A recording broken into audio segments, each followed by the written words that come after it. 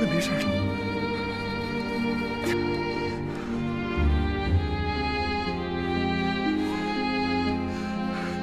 喂，120，1别墅8号，有人腹部被刀刺伤，大量出血，你们快点过来！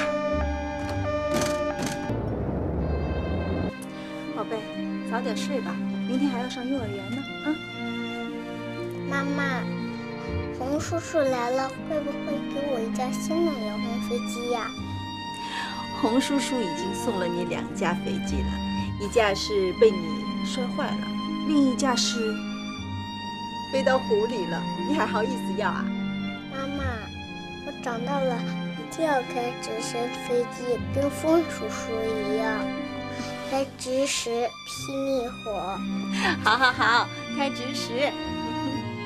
妈妈，你不是说我是很坚强的吗？是男子汉，我会自己睡。真棒，小杰是男子汉，很坚强。真好，好儿子。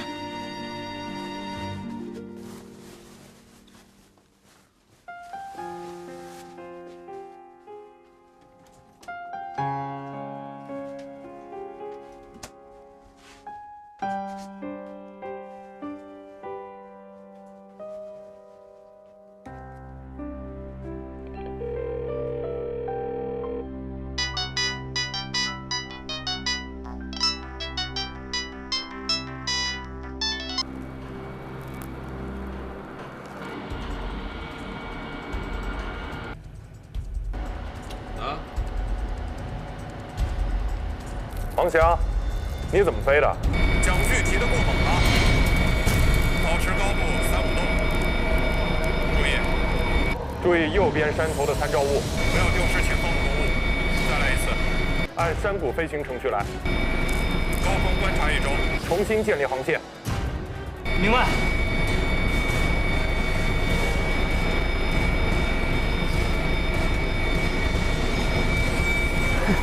李东。我告诉你，王强，不折腾你几次，你这臭毛病改不了。直时的操控比持久灵敏得多。明白了，头。这宝马咱不能当拖拉机开。就你这破水平啊，也就只能开拖拉机了。各位，唐副旅长，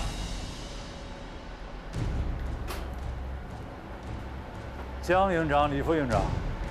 你们准备24小时连轴转啊？唐副旅长，我们是有规定的，头天晚上要把第2天的飞行任务在模拟机上飞一遍，难度大的动作啊，还要反复多飞几次，发现问题好及时解决嘛。你能熬，别人能熬得住吗？啊！再说了，这些机器能受得了吗？我们马上就结束了，你们不也没睡吗？啊，我看出来了。是看我们练得太辛苦啊，送来首长关怀，想来犒劳犒劳我们，对不对？好，唐副旅长已经叫人送来宵夜了，1人1份炸鸡腿。是吗？唐副旅长，1人1份可不够啊，够谁吃的呀？啊？王强，这把好好飞啊！及格了。出来吃炸鸡腿，不及格出来吃鸡骨头。营长，你查我呢是不是？我可直接飞炸鸡店去了啊！那就帮我打包2份。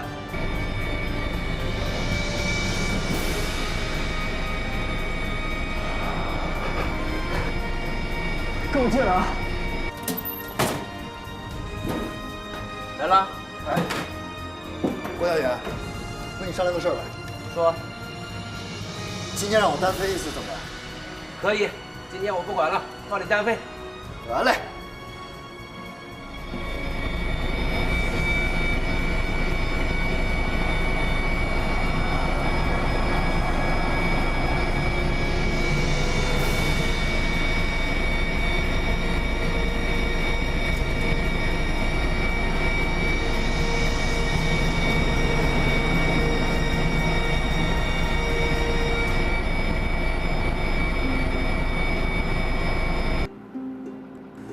这米1火1也有人在飞吗？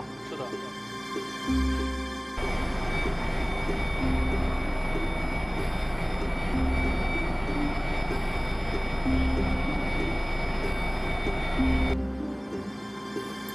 摆动大了点，再柔和点就好。这个悬停控制的不错。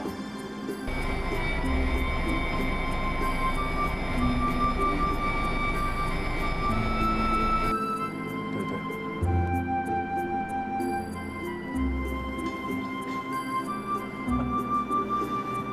飞得还行。这米1火1啊，我飞了10年，很有感情的。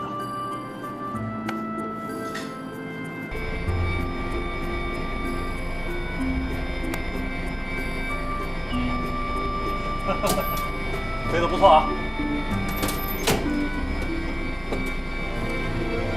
就是进入楼顶时，机头偏高了点。这是为什么呀？哎，老飞行员了，这都不知道。地效应没控制好。哦，明白了。前端先接近楼顶，机尾部分还在大楼外面，前后的地效应不一样。任剑行，怎么是你啊？庞副旅长，我这才飞了几次，这个悬停控制的不太好。哎，你怎么也跑来玩模拟机了？啊？停下来！是。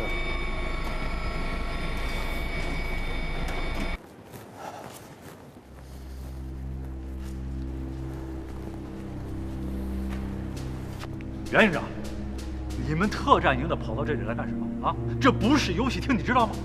谁找你来了？我们和突击一营制定的这个合练计划里边就有这模拟机飞行计划呀。特战营也飞模拟机？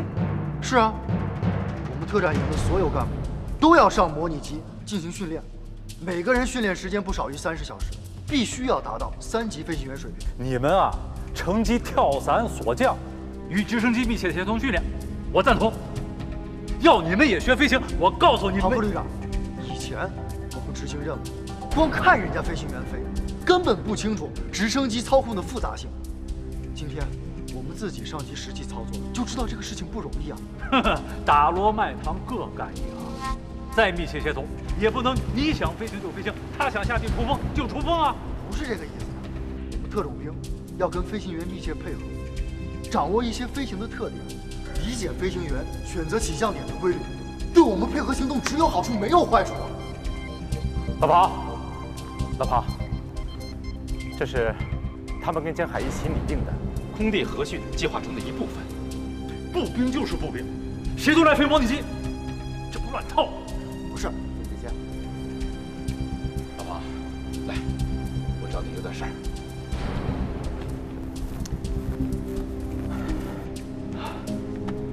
老庞，这事儿啊，我是知道的。这可是违反规定的。现在不是按新区计划来吗？他们的合练计划中就有空地高度融合的内容，其中就规定，特战营干部要了解飞行知识，要掌握模拟机飞行技术，飞行员要掌握特种兵作战技能，要懂得特种作战理论，要学会特种作战基本指挥要素。政委，那还分什么军种、兵种啊？好，即便是这种训练有它的合理性，怎么不事先报履历，上会研究啊？我怎么一点都不知道？大事小事都上会，你说咱累不累啊？其实啊，这事儿你也是知道的。我知道啊。什么时候的事？那天在战术场吃午饭的时候，国副部长临时组织袁建行和江海他们一起讨论的就是这个问题。整个午饭过程都在一起研究如何提高低空突击与地面渗透相互融合的战术方法。不是我在场啊，没说他们要飞模拟机啊。你当时的注意力都在那盘红烧鲤鱼上面了。袁建行带他们特战营的干部来这里啊，就是找江海研究战法。玉松营2个月后才到，171模拟机闲着，他们这是搂草打兔子，挤出时间上模拟机。我是副旅长，代理参谋长，这训练上的事儿，不能被边缘化了吧？哎呀，哪能呢？这都是我做的不周到的地方，跟他们没关系。袁敬行，到；尚伟华，到。你们俩过来一下。袁营长，你赶快把你们特战营参加模拟机训练的方案报给庞副旅长，还有，以后有关这方面训练的问题，要跟庞副旅长多沟通，多请示汇报，不能擅自主张。是。其余同志解散。首长，上模拟机的训练方案还不够完善，我们想全部弄完了，成熟了再上报。看看，方案还没完善落实，就上机训练，我看你们庞副旅长，是这么回事。当初我们也以为这模拟机就和游戏机差不多，我们就按照想象的搞了个方案。可这几天，真上了这个和时装机几乎一模一样的模拟机，严格按照飞行计划的大纲来，我们就全傻了。头一天上来，我们特战营的干部有一个摔一个，根本玩不转，全军覆没呀。所以，我就请江海和李东给我们重新搞了个方案，根据我们特战营的实际作战需要，再通过模拟机上需要掌握的基本知识和技能，正在对方案进一步完善。知道飞行不容易吧？可不是嘛！不亲自操作，很多重要的安全规定我们只知其一不知其二。跟飞行员和机务人员合作的时候，经常闹矛盾，搞得很不愉快，直接影响了演习和作战。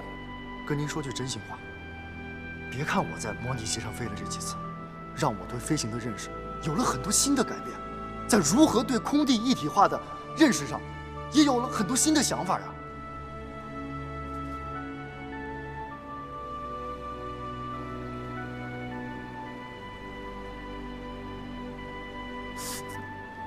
政委，你这又看我？我不看你还不行吗？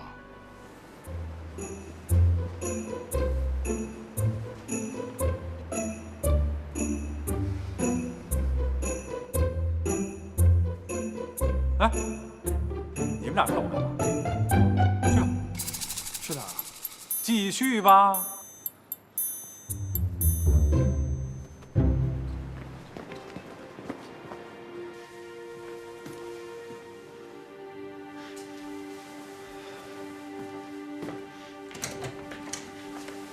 怎么样？王先生，您的太太还在昏迷，正在输血，请耐心等待。谢谢。大夫，紫薇她，你就是她丈夫吗？我不是，我是她最好的朋友。怎么会发生这样的事情呢？好在那把刀不算快，没有伤到内脏，现在是失血过多休克，血已经止住了，伤口正在缝合。放心吧，我们会尽全力的。大夫，你看需不需要我做些什么？你现在什么都不用做，你能在现场及时的为她包扎止血，就已经救了她一条命。你很有经验吧？我以前在部队学过战场救护、战场处置和意外自救的常识。明天全天分4批次进行，12架直师出动，外场战术动作飞行，12架本场挂弹起降训练。哎，老袁，这外场的目标设置可是你的事儿了，别让我们到了目标区啥也找不着啊！没问题。这个靶标车一共有2台，一台暴露的，一台隐蔽的，平原地区和山区相互转换，激光接收设备也正在调试。到时候不怕你们找不到我，就怕你们抓不住我。我可不是那么好容易让你们抓住的。吹吧你！李东，明天的训练科目比较多，空域大，地形复杂。我看呀，还是由易到难。上午先集中打暴露目标。好的。暴露目标啊，可是可移动目标，这混在民用车当中可不好发现呢。只要你出现，我们就能抓住你。行，那这样，及格了，我请客，想吃什么随便说。但是，要是让我给溜了，你们有一个算一个，一人请我一顿，怎么样？太香了！你呀，就等着掏钱吧啊！小斌，哎，弄完没有？我再检查一遍。如果没什么问题的话，我就把他发给作训科了。哎，对，你得好好检查啊！这个庞副旅长那是一个认真的人，一个标点符号错了，那都要重搞的。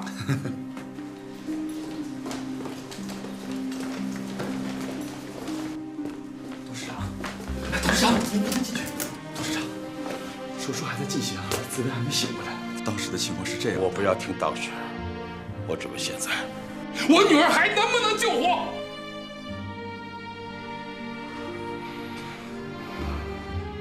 主治医生正在等你，他要跟您谈谈。目前女儿的生命体征正在开始恢复，24小时以后可能就会苏醒过来。这么说啊，紫薇的生命没有危险了。这次多亏了您女儿身边的那位好朋友，洪生，是他在现场处置的果断，有效的包扎止血，不然就算是送来了，我们也救不了了。啊，是这样。大夫，不瞒您说，他们俩正在恋爱，但各自又有自己的事业追求。最近矛盾爆发了，我劝说过我女儿，我以为她理解了、认同了，但是我没想到怎么……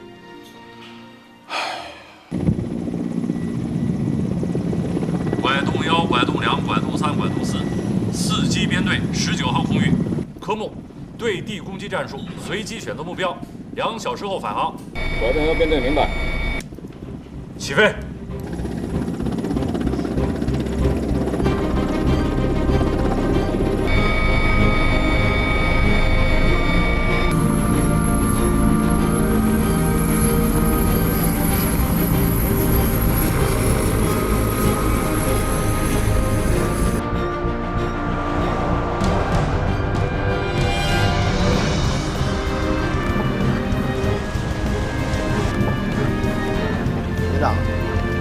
差不多快来了吧？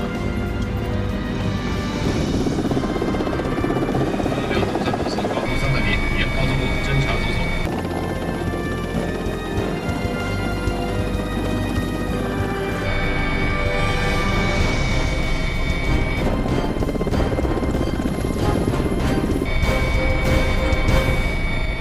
东梁，前90公里，搜索目标。东梁明白。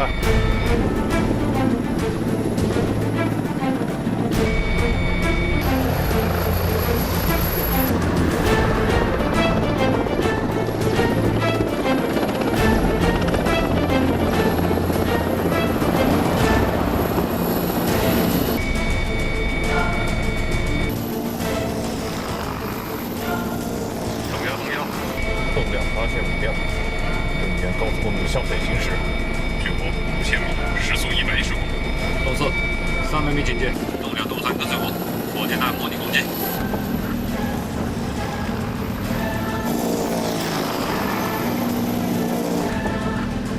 注意了啊，他们来了，尽量往车多的地方走，别让他们那么容易打中。是。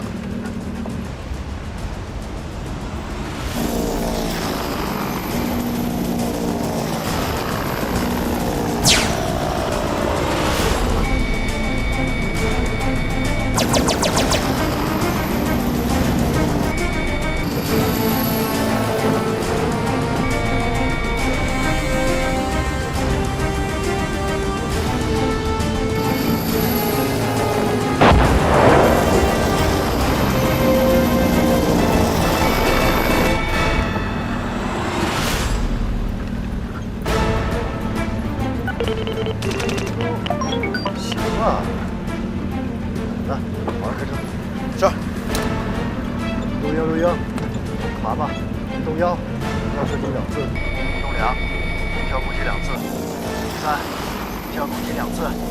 录音收到，小有斩获。再来1次。明白。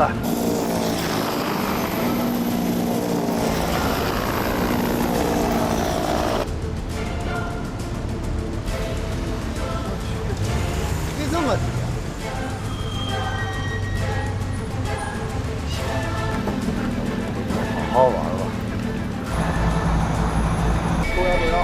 北方10公里处发现高压线和过渡物，注意避开障碍。中央收到，各机注意地面障碍物，拉伸300米。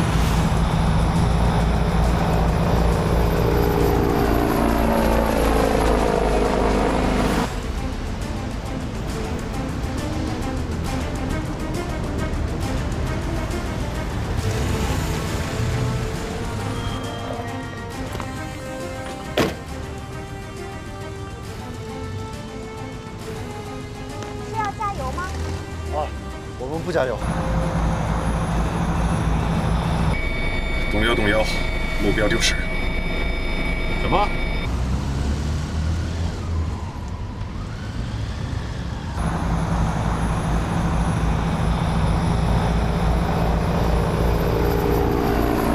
这一定是空中突击里的指令呀！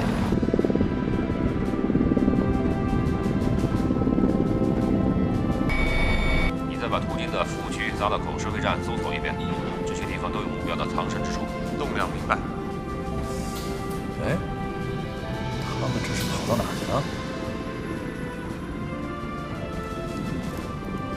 这样玩下去，2个小时能回来吗？拐动腰，拐动腰，报告你所在位置。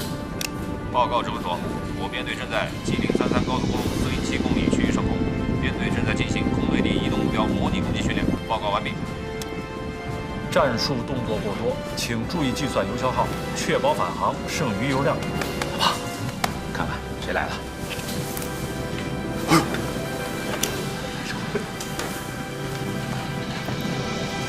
旅长，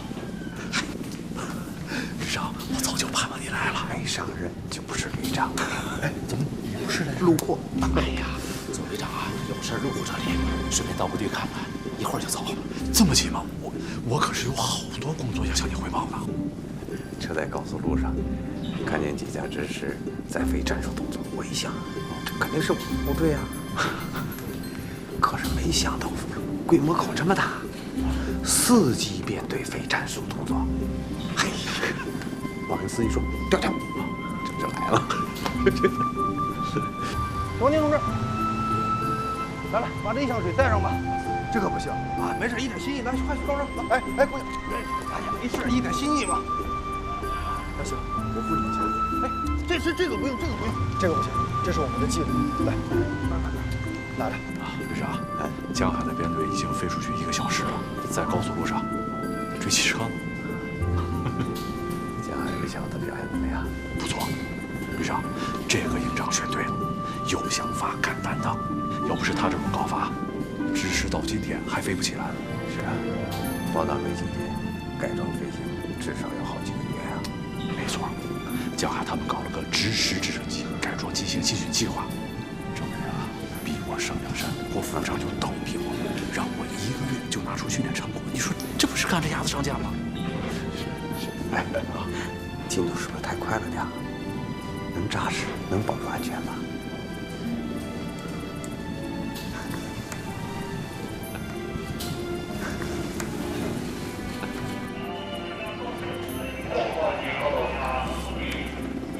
哟，都挂弹飞行了。啊，今天全营啊分多组多批次飞行，有编队飞空域的，有飞战术动作的，有飞挂弹起落的。然后呢，再交流经验，互换科目，周期缩短了，效率提高了。哎，是不是有点超前了？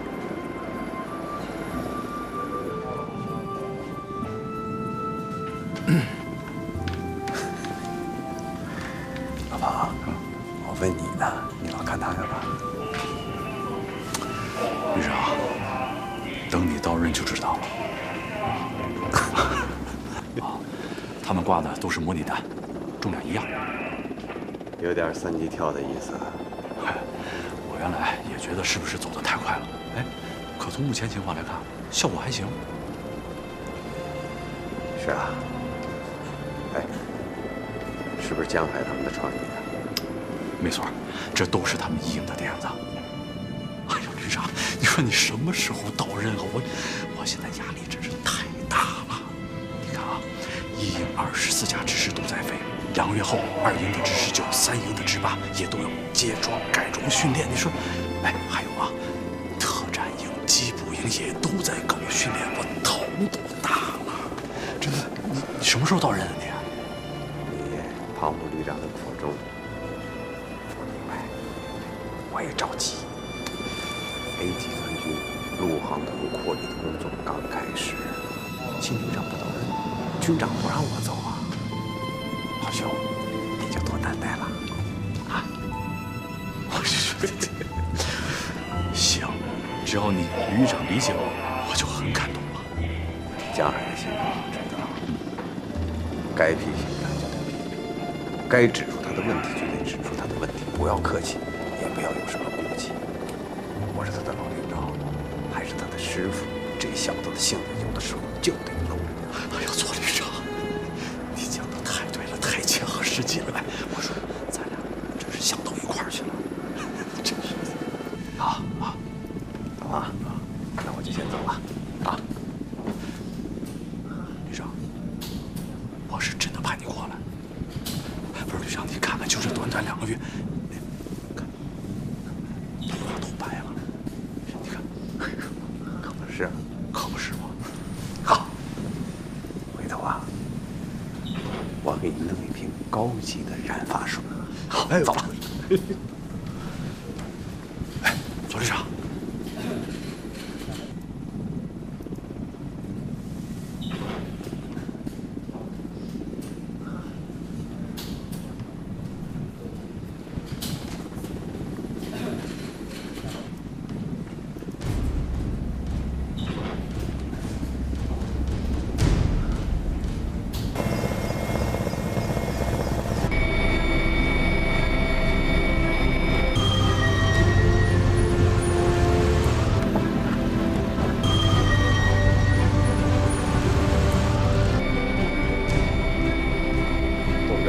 发现目标，要5号公路向西面山区开去。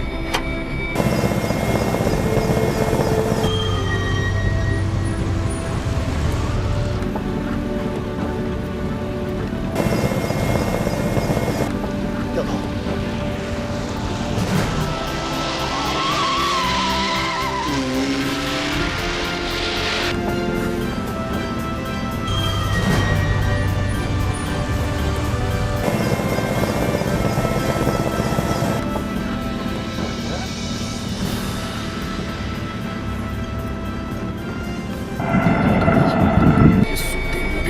目标我已锁定，不要犹豫，果断开火。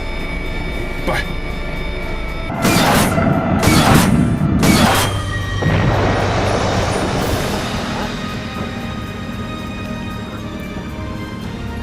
这么个打法，不被你们打得损人碎骨。录音，我是蛤蟆。录音收到，请报告战况。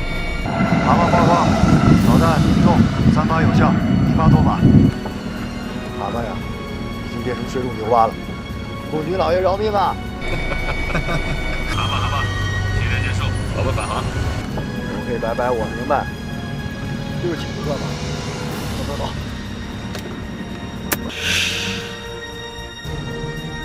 报告指挥员，淮东幺编队训练任务结束，请求返航。同意返航。注意，本场风向东南，风力4级。淮东幺收到，正在汇合编队，随后返航。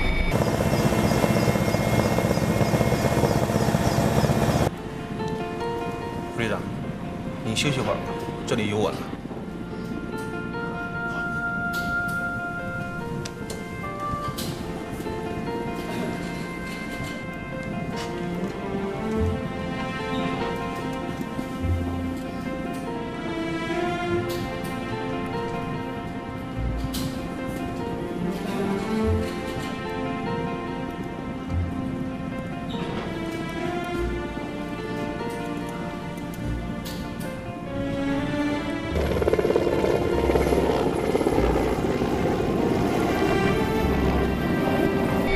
各注意保持队形，检查仪表油量及各系统状况。中量正常。动3状态正常。动4状态正常。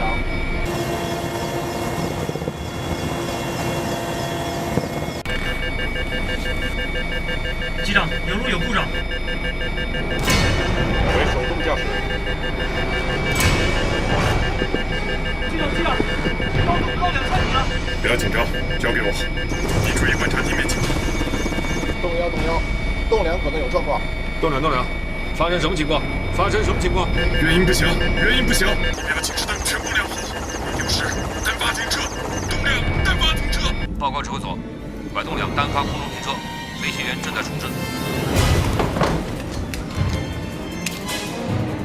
动摇，请报告你们现在所处的位置、高度、航速。飞行高度3000，速度230，我机场西南方向，距机场5公里，拐洞3、拐洞4，原路返航。我伴随拐洞2监视飞行，稍后返回。拐洞2，你们情况怎么样？拐洞2。报告有关，拐洞2目前故障原因不详，请求场外迫降。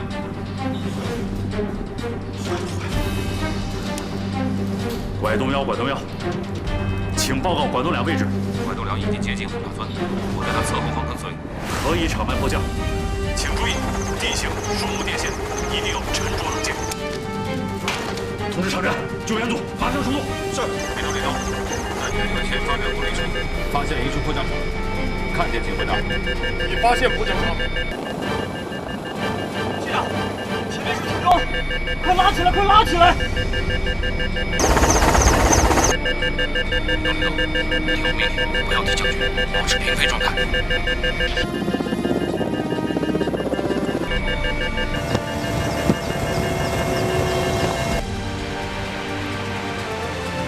快，上！移动，对准空地，果断降落。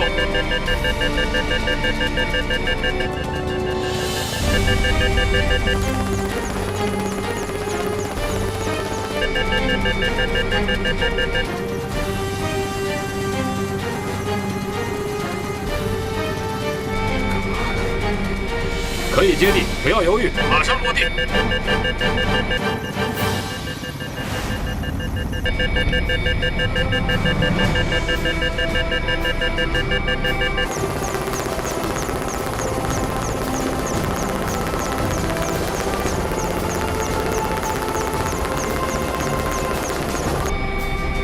好，可以关车。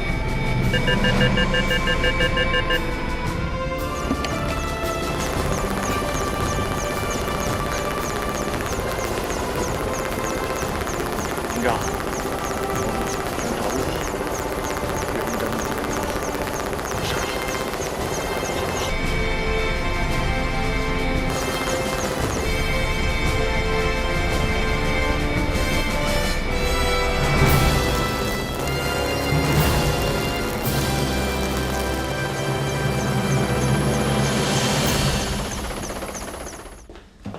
政委，你看到了吧？再不停飞就要出大事了。要是再机会日忙，空中突击旅就会因此夭折，你我就要脱军装走人。老庞，你冷静点儿。停飞，是李东机组停飞，还是全营停飞？当然是全营。从现在起，一架之师也不许出误。事情的原因正在调查，专家正在路上。不是所有的飞机都有问题吧？拐洞梁出现故障，插拐洞梁，怎么非要全停呢？这是必须的，哪个飞行单位都是这样，空军是这样，海航是如此，陆航其他旅团也都是这样。一架飞机摔了，所有同类机型必须停飞。这是惯例，这是科学，这是用生命换来的规则。是迫降成功，不是机毁人亡。如果几天之内查不出问题呢？那没办法，什么时候查清原因，什么时候医患排除，什么时候放飞。我现在是主管训练的副旅长，我必须做出这个决定。老庞，来坐下啊。老庞，我知道你的担心是为了确保安全，不能出现一点事故就下令全停吧。拐洞梁出现故障，不等于所有的值时都会单发停车吗？我们一架直时出现问题，全军陆航的直时都要停飞吗？马航370到现在还没有找到，难道全世界的777都会停飞吗？不是嘛！一人有病，全营住院；一人出事儿，全员整训。这种看似高度重视，实则大而化之的官场作秀，就是一种敷衍、推诿，不讲实事求是，不敢负责任。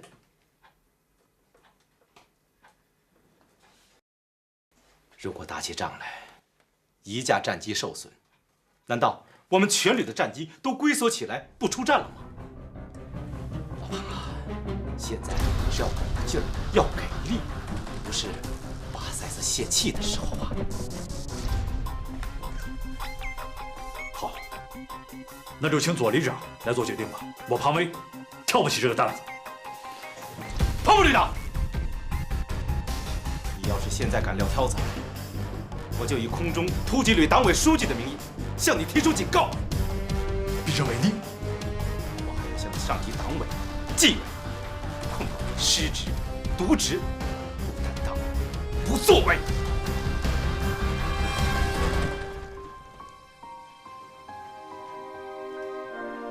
庞威与其说是惊呆，不如说已经呆傻了。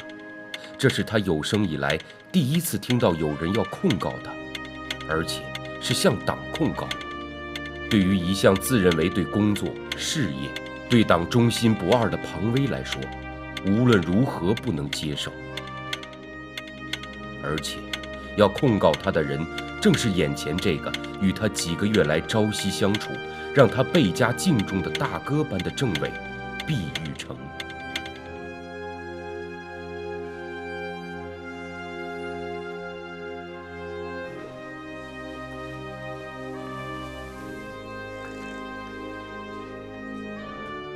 扣去了，我问心无愧。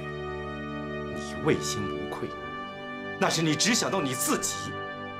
我问的是，对这支军队，在你的职务、级别、使命、责任和荣誉面前，你敢说你无愧吗？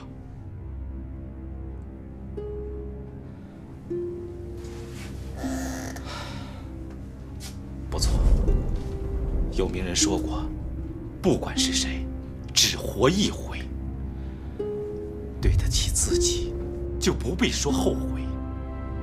问天问地，问心无愧，但那是老百姓。可你是一名解放军军人。现在，全旅官兵都在看着你我，我们必须要有一个明确的态度，要有一个振奋军心的态度。出了这么大事，怎么振奋？事情说大也大，说不大也不算大。不算大，我们就不能冷静下来，具体问题具体分析吗？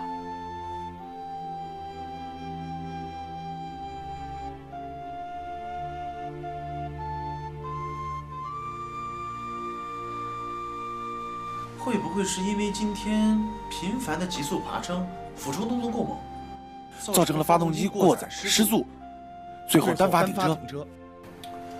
应该不会。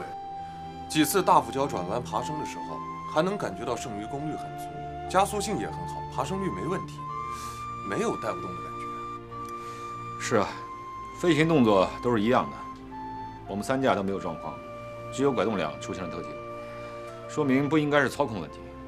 应该是偶发机械故障。首长，我不知道我的汇报您听明白了吗？你的意见我听得很清楚，我给你个建议啊，你和毕政委啊还是要统一思想，先调查事故原因，不要着急着下结论，好吗？啊，首长，我跟政委的意见基本上是一致的，先查清问题。